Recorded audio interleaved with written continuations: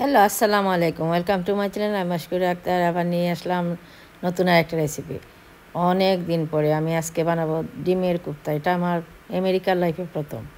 30 বছর পরে আমি ডিমের কোপ্তা খাইতেছি। এটা আমার মা রান্না করতেন। এখন আমি আজকে আপনাদের সাথে শেয়ার করব। আপনারা পুরো ভিডিওটা দেখবেন। দেখলে বুঝতে পারবেন আমার মা কীভাবে ডিমের কোপ্তা রান্না করতেন। এটা আমার আমেরিকার লাইফে প্রথম রান্না করতেছি। এখানে আমি 6টা ডিম নিয়েছি ভেঙে। এই ডিমটাকে আমি প্রথম এটাকে ফ্রাই করব।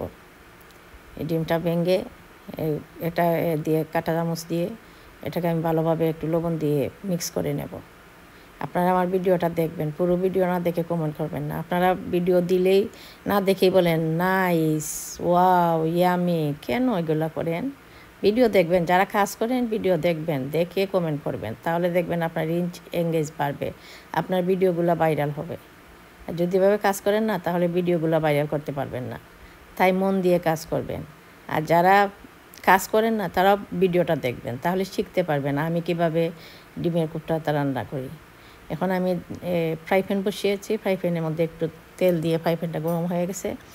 এখন আমি ডিমটা ছেড়ে দিয়েছি। এখন আমি ডিমটা ডেকে রাখবো, কভার করে রাখবো। এখন আমি এই পেঁয়াজটা, এখানে একটা পেঁয়াজ নিয়েছি আর কয়েক পিস রসুন দিয়েছি, দিয়ে আমি এটাকে গ্রেন্ড করে নেব। গ্রেন্ড করে তারপরে আমি এটা রান্না করব। এখন আমার ডিমটাকে আমি করতেছি, মানে আপসাইড ডাউন করে দিয়েছি। তারপরে আবার ডেকে রাখবো। অল্প আঁচ দিয়ে ডিমটা ফ্রাই করবেন। ডিমটা ফ্রাই করলে এত সুন্দর হয়, মানে হেভি হয়। এখন আমি রান্না করব। একটা ফ্রাই প্যান বসিয়েছি। ফ্রাই প্যানের মধ্যে তেল দিয়েছি। এখানে আমি 4 টেবিল স্পুন তেল দিয়েছি।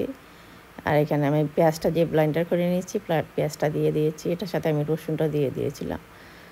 দিয়ে এটার মধ্যে আমি অল্প লবণ দেব, দিয়ে আমি পেঁয়াজটাকে ভালোভাবে ভেজে নেব। পেঁয়াজটা ভাজা হয়ে গেলে তারপরে আমি গুঁড়া মশলাগুলো অ্যাড করব। আপনারা আমার রান্নার ভিডিওটা দেখবেন। আমার অনেক রান্নার রেসিপি আছে, আপনারা দেখলে শিখতে পারবেন আমার কাছ থেকে। নতুন যারা রান্না করা শিখছেন, রান্না করতে চান, আমার ভিডিওগুলো দেখবেন। আর যারা বিদেশে থাকেন, বিদেশি ভাই এরা আমার রান্নাগুলো চেক করে তারপরে ট্রাই করবেন, দেখবেন আমার রান্না অসাধারণ হয়। আমি এটার মধ্যে গুঁড়া মশলা এখানে দিয়েছি, আমি ধনিয়ার গুঁড়ো আর দিয়েছি জিরার গুঁড়ো, হলুদের গুঁড়ো আর মরিচের গুঁড়ো দিয়ে আমি এটার মধ্যে একটু পানি দেব। পানি দিয়ে আমি ভালোভাবে মশলাটা কষিয়ে নেব। মশলাটা কষানো হয়ে গেলে তারপরে আমি আমার ডিমটাকে আমি কেটে কেটে ছোটো ছোটো পিস করে রেখেছি, ডিমগুলো ছেড়ে দেবো। ও মাই গড, এত মজা হয়েছে, আমি আনবিলিভেবল। আমি ভাবতেও পারি না এত মজা হয় ডিমের কোপ্তা। মানে আমি অনেক আগে খেয়েছি, আমার এগুলো মুখের মধ্যে মানে স্বাদ মনে নেই। এখন আমি রান্না করেছি, তখন বুঝতে পারলাম আম্মা গো, এতই আমি। এই দেখেন আমার মশলাটা ভাজা হয়ে গেছে, তেলটা উপরে উঠে যায়। যখন মশলাটা ভাজা হয়ে যায়, তখন পেঁয়াজটা উপরের দিকে উঠে যায়, তখনই বুঝবেন যে আপনার মশলাটা ভালোভাবে ভাজা হয়েছে। এখন আমি এই ডিমগুলো ছেড়ে দেবো। দেখেন ডিমটাকে আমি ছোটো ছোটো পিস করে নিয়েছি। এখন আমি ডিমটা ছেড়ে দিয়ে তারপরে আমি পানি দিয়ে করব, জাল দেব। আসলে অনেক মজা হয়। আমি মাঝে মধ্যে অনেক খাবার মিস করি। আমি নিজে রান্না করি না, রান্না করে আমি বুঝতে পারি না যে এই রান্নাটা কীরকম হয়।